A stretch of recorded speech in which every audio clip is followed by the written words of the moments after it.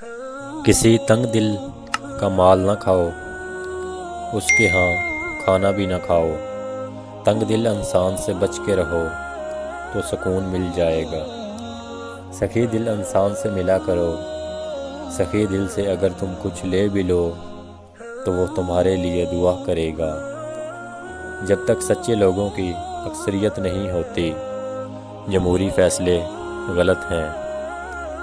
غیروں کو محبت سے دعوت دی جاتی ہے، اپنوں کو صرف اطلاع ہی کافی ہے۔ مومن وہ نہیں جسے بھائی مدد کے لیے پکارے اور وہ اسے قرآن سنانا شروع کر دے۔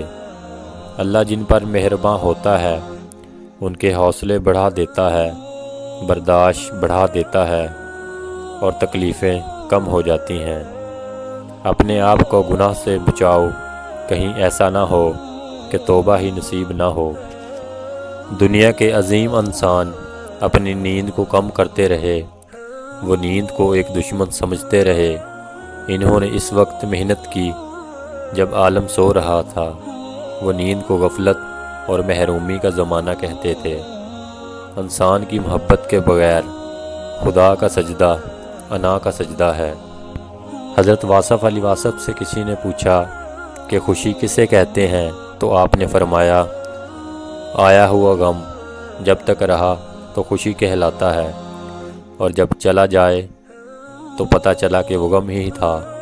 جسے پیارے مہمان ہوتے ہیں کہ آنے سے خوشی ہوتی ہے اور جانے سے غم ہو جاتا ہے۔ خوش نصیب انسان وہ ہے جو اپنے نصیب پر خوش رہے۔